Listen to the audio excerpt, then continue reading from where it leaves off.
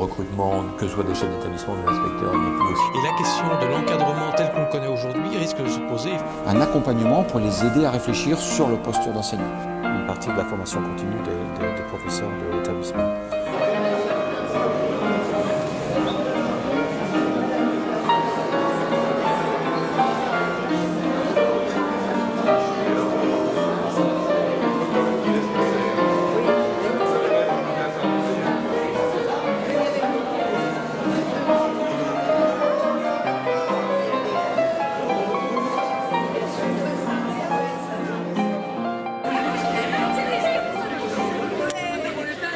Bonjour Christiane Bourdon. Bonjour Claude Tran.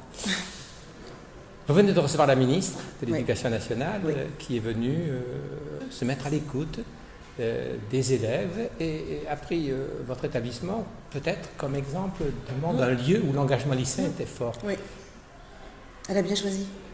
Elle a bien choisi parce que c'est un lycée dans lequel la vie lycéenne est extrêmement développée. Alors ce n'est pas une génération spontanée, c'est un travail de plusieurs années avec évidemment une équipe d'adultes qui était tout à fait d'accord sur l'importance à donner à la vie lycéenne, à la place de l'élève.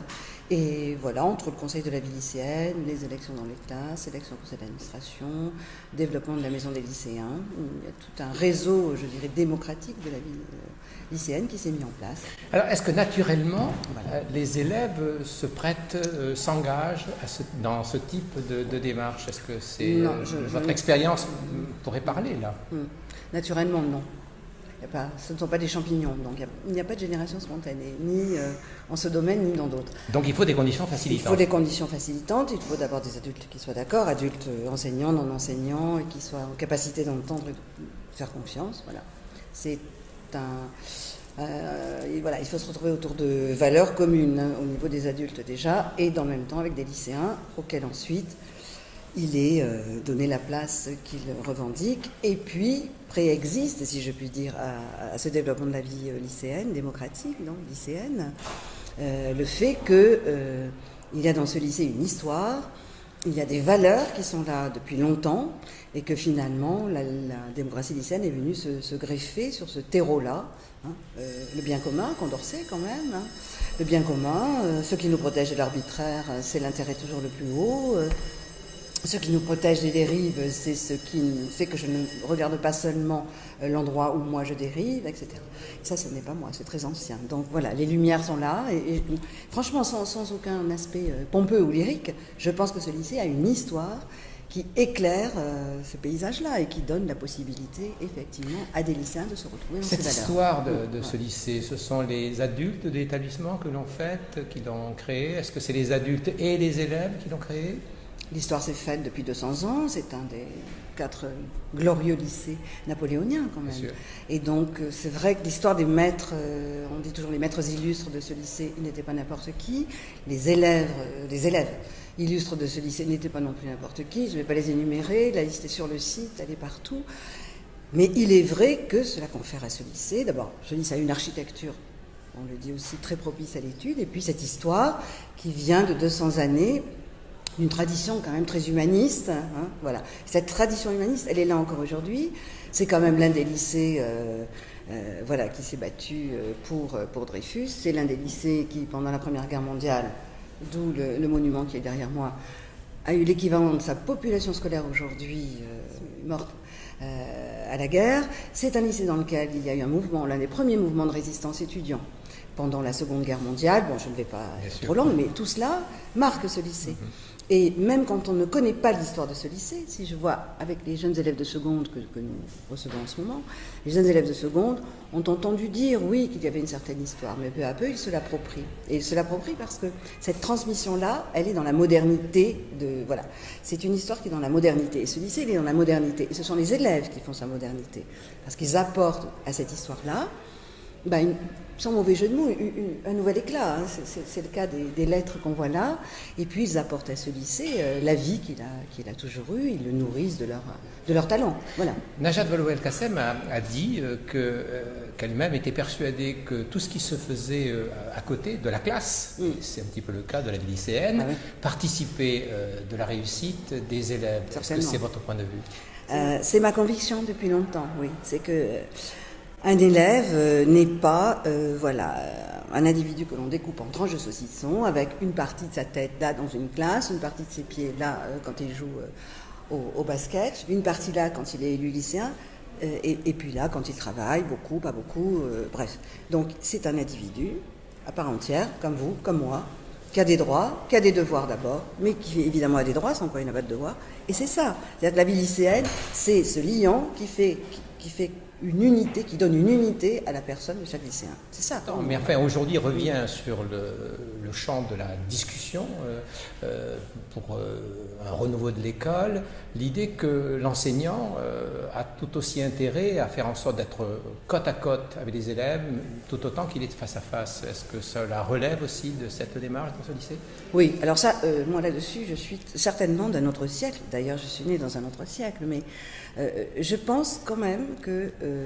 et pour autant, il n'y a pas de souci dans ce lycée, je n'ai pas de difficulté par rapport à cela, ni dans ce lycée, ni dans les autres où j'ai pu travailler d'ailleurs. Pour autant, je pense que le maître et l'élève ne sont pas... la question de l'égalité entre eux est mal posée. Ce qui est à poser, c'est la place de chacun, le respect de la place de chacun. Le fait que chacun ait une place, parce que ça va ensemble, et des échanges qui sont certainement dans des échanges de confiance, de respect, de reconnaissance de l'autre, dans son statut, dans ce qu'il est, dans ses qualités, dans ses vertus, dans ses défauts, dans ses faiblesses, voilà. Mais l'ancienne, selon laquelle le maître, là on s'assoit à côté, on règle la question, plutôt que de se mettre devant la classe, ça, pour moi, c'est un feu de paille, ça n'est rien du tout. C'est comme la fausse question des féminisations de titres. Ça ne résout pas les questions d'égalité entre les hommes et les femmes.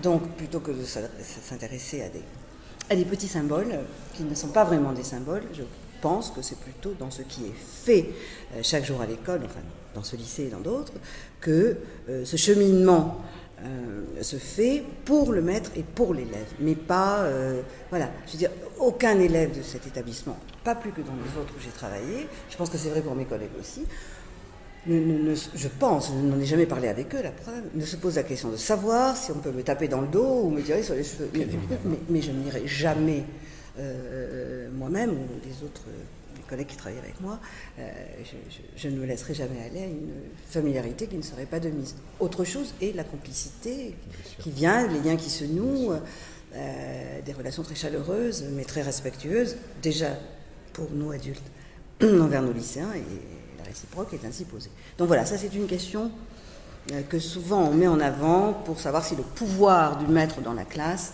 va se trouver effrité par un pouvoir plus important donné à l'élève. Si on entend par pouvoir l'autonomie et la responsabilité, la réponse est dans la question. Voilà. Ce qui est frappant, et je crois que ça a intéressé la ministre, c'est que les élèves ont décidé d'abord de désigner un chargé de communication et d'avoir une politique de communication de la vie lycéenne dans cet établissement. C'est assez novateur. Alors ça vient vraiment d'eux. Je crois que ça vient du chargé de communication lui-même, non, qui avait envie d'être chargé de communication. C'était son terrain de prédilection. Chacun, vous l'avez vu, a des terrains qui est plus proche de ses goûts, de ses envies, voilà, de son histoire sans doute aussi. Et donc, s'agissant de notre chargé de communication, dès son arrivée en seconde, il a travaillé pour qu'il y ait une politique de communication un peu cohérente. Il en a expliqué à ses camarades et à nous-mêmes l'importance. Et voilà, tout le monde n'a pas toujours été d'accord, mais je trouve que cette année, l'équilibre est là, entre divers moyens de communication. Ça n'est pas parce qu'on est chargé de communication qu'on a le monopole de la communication. Bien sûr. Donc ça aussi, ça se partage. Et s'il y a une charge particulière à assurer, bien entendu, elle se partage entre tous les lycéens que ça intéresse. Voilà, alors ensuite, la communication est essentielle, un petit peu trivial de dire ça, c'est vraiment d'une pauvreté, même sémantique, affligeante, mais sans l'information, vous le savez mieux que moi dans le métier que vous faites, une information qui n'est pas partagée est une prise de pouvoir, c'est tout. Donc partager, même mal, même imparfaitement, même au dernier moment, une information partagée aura toujours meilleure couleur qu'une information qui est gardée. J'ai remarqué, mais je n'ai pas été le seul, que les élèves, les délégués, les élus dans votre établissement ont rendu souvent hommage au chef d'établissement. Alors que je ne veux pas parler plus particulièrement de vous, quoique quoique nous sommes connus à Bordeaux, et je sais... Rien de secret ne doit être dit. Mais ce n'est pas secret que de dire qu'effectivement, ce que vous faites dans cet établissement, je l'ai retrouvé également dans ce que vous faisiez à Bordeaux. Ce que je faisais avant, oui. Tout à fait. Moi, la question que je voulais vous poser, c'est la suivante. Le rôle des personnels d'encadrement, on a parlé des enseignants, mais le rôle des personnels d'encadrement, et plus particulièrement les rôles des chefs d'établissement, pour la mise en œuvre de cette politique de vie lycéenne, d'engagement lycéen, pensez-vous que c'est essentiel? Bien, c'est-à-dire que c'est la condition par laquelle passe la vie lycéenne.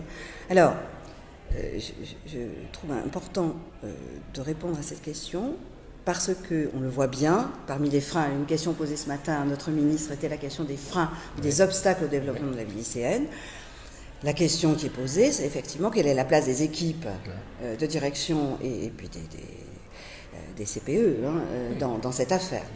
Donc, ça, c'est quelque chose que je porte en banderole symbolique au-dessus de ma tête le matin et le soir, sans une équipe de direction qui est elle-même, je ne vais pas dire engagée, je vais dire convaincue, dans la démarche, qui sait pourquoi la place doit être laissée. Chacun doit être à sa place, mais chacun doit avoir une place, selon la formule que j'aime bien. L'équipe qui n'engage pas cette conviction-là ne fait rien. Ou alors les lycéens sont à côté, ou alors ils sont des cache-sexes, je vais dire, d'une politique qui n'existe pas. Voilà. Parce que ce n'est pas facile d'imposer cette vision-là à des professeurs qui n'ont pas l'habitude. Vous avez vu ce matin des professeurs très engagés. Ce qui se fait aujourd'hui dans ce lycée se fait aussi parce que les professeurs partagent de plus en plus ce que nous pensons. Mais je peux le dire de manière très précise et très concrète dans ce lycée. Ça fait 6 ans que je suis là, c'est ma 6e année. Donc les 2 premières années, j'ai installé la maison des lycéens comme j'ai pu aider ici ou là. J'ai installé le conseil de la vie lycéenne et les lycéens m'ont beaucoup aidé dans cette affaire. À partir du moment où j'ai une nouvelle collègue qui est arrivée dans l'équipe de direction comme proviseur adjoint, et puis une nouvelle CPE qui est notre référente vie lycéenne. Bon, notre gestionnaire était là depuis le début et elle était bien convaincue comme moi. Mais voilà, à partir du moment où ces 2 collègues-là sont arrivés pour m'aider à avancer, c'est-à-dire qu'elles étaient dans la même analyse que la mienne. Voilà. Il faut bien partager et des valeurs et des principes de fonctionnement pour pouvoir avancer. Là, on a commencé à faire un travail qui correspond à ce que je souhaitais, et d'abord à ce que je souhaitais. D'abord, je pense à ce que souhaitaient les lycéens. Et plus les années passent, et plus bien entendu par le travail que font les lycéens, eh bien, il y a cette pérennité dont je parlais, il y a ces liens qui sont créés. Il y a des élèves de seconde qui sont là depuis 3 semaines et qui nous disent que c'est formidable, il y a des lycéens, des grands qui viennent s'occuper d'eux, ils ne sont jamais tout seuls, voilà. Mais ça ne se fait pas tout seul. Et donc, très concrètement, pour répondre à votre question, sans l'engagement réel, quotidien, continu de l'équipe de direction, il ne se passe rien. Voilà. Alors ça, c'est quand même quelque chose qu'il faudra un jour dire. C'est difficile pour nous de le dire, parce qu'évidemment, on dit on est vraiment bien. Ça n'est pas la question. C'est simplement la mesure de la réalité. Sans ça, ça n'existe pas. Le reste, ce sont des histoires. Alors, pour revenir à vous personnellement, proviseur heureux? Ah oui, moi oui. Enfin, oui. Je dis ça avec un sourire. Mais je le savais déjà. Le savais déjà. Mais bon, d'abord c'est un lycée où je voulais venir travailler, mais c'est vrai que j'ai travaillé avant à Bordeaux, encore avant à Paris, ailleurs, autrement. Et que voilà, tant qu'il y a des élèves et qu'avec des élèves et des collègues, on peut construire quelque chose d'un peu intelligent et cohérent. Oui, moi je suis très heureuse, oui, absolument. Merci beaucoup, Christiane Bordeaux. De rien, merci.